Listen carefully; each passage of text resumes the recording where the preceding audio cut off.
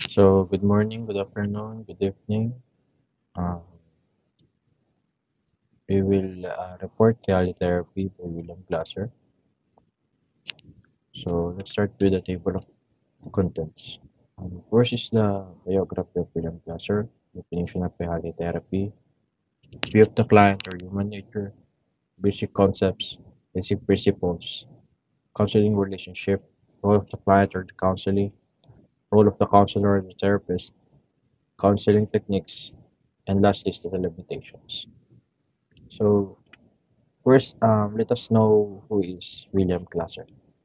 So, William Glasser was born May 11, 1925 in Ohio. So, he attended Case Western Reserve University in Cleveland, kung saan nakuha niya yung BS and Master Arts, and finally his medicine in psychiatry in 1953.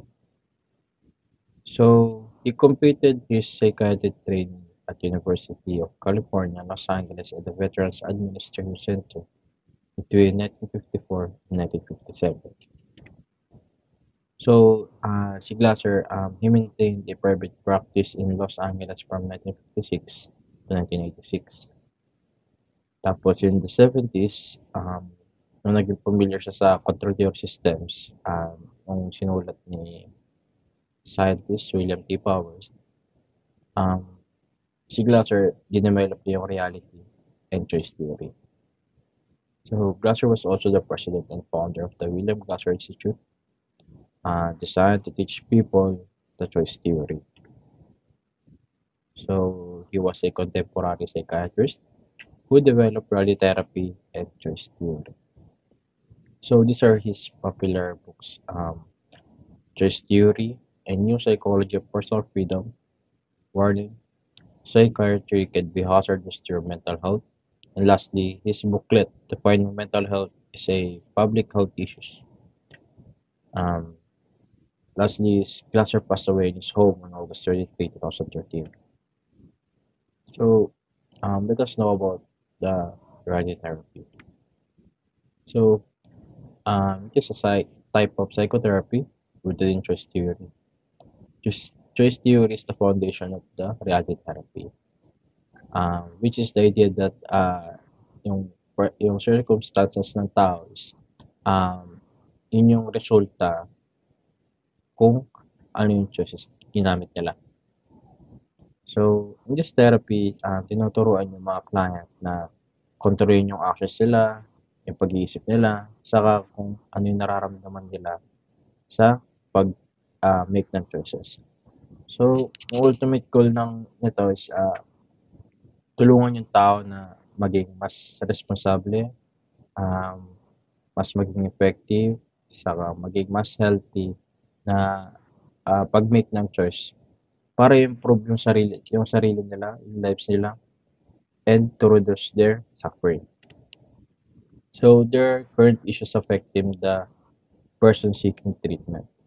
So practicing skills and techniques to ground person in reality. So ano ba to?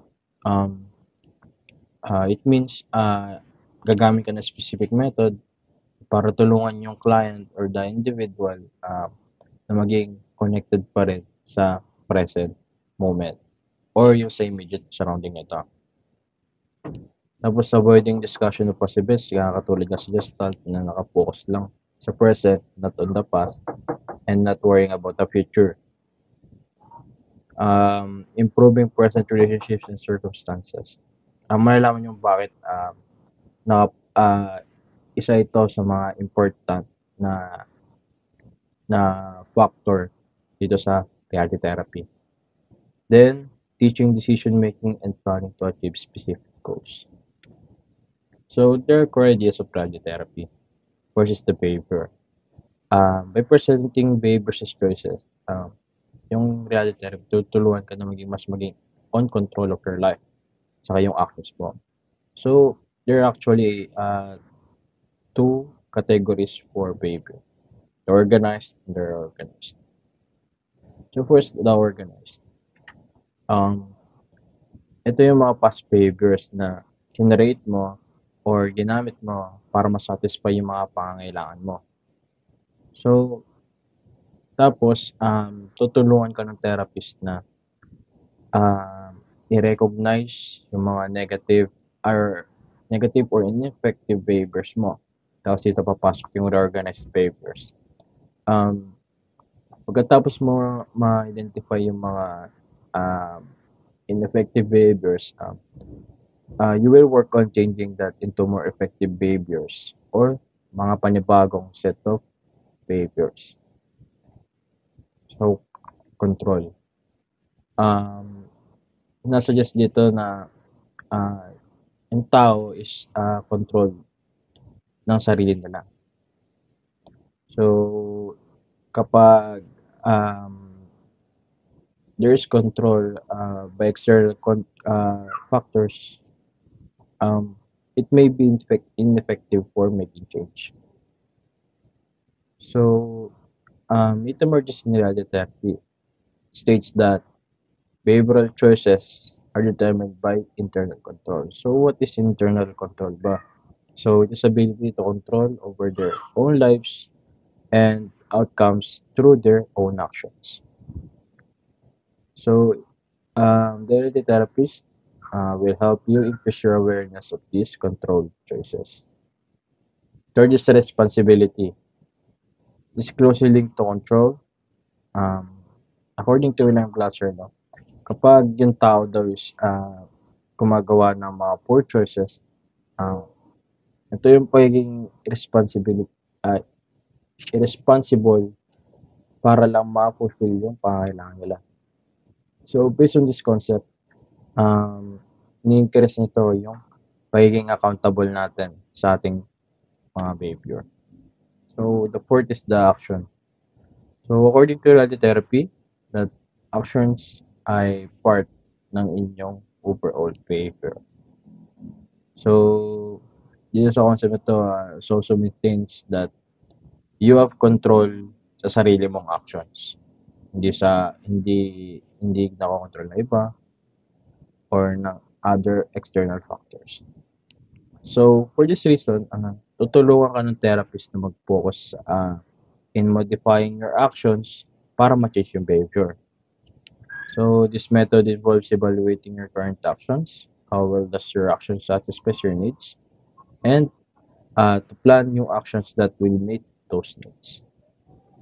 So, present moment, katulad yung sabi ko kanina, na ito ay parang just na nakapokus sa present, not on the past, and not also the future.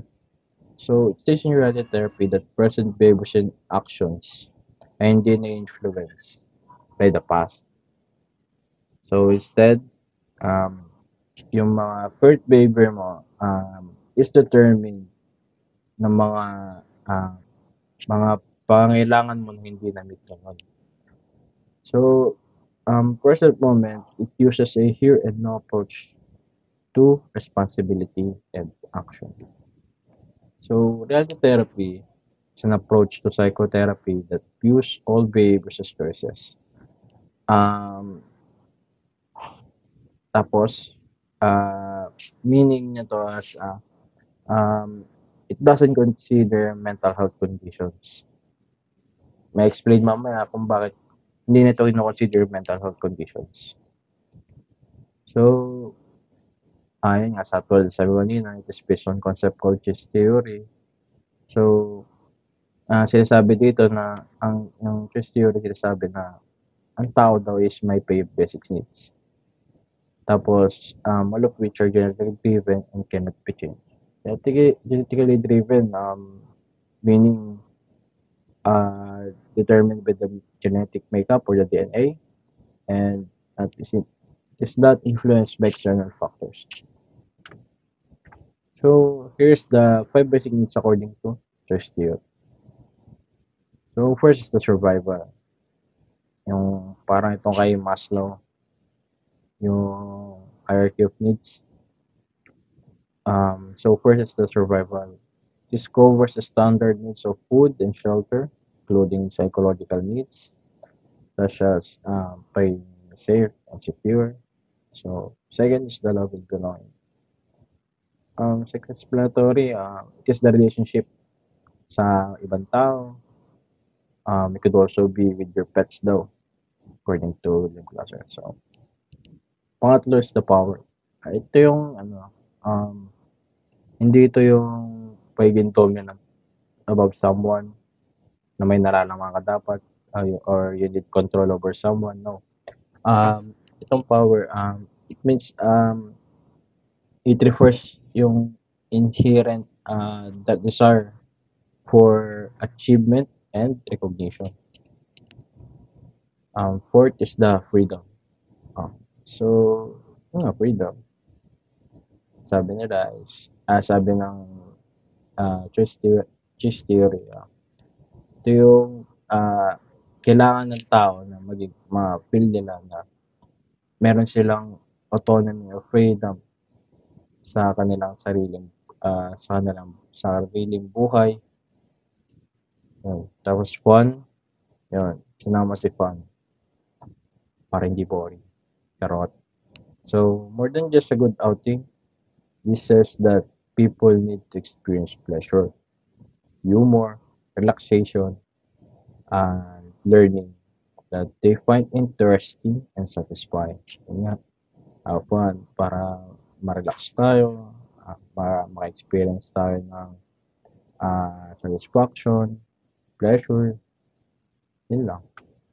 So, according to chess theory, halos lahat ng behavior ay pinipili.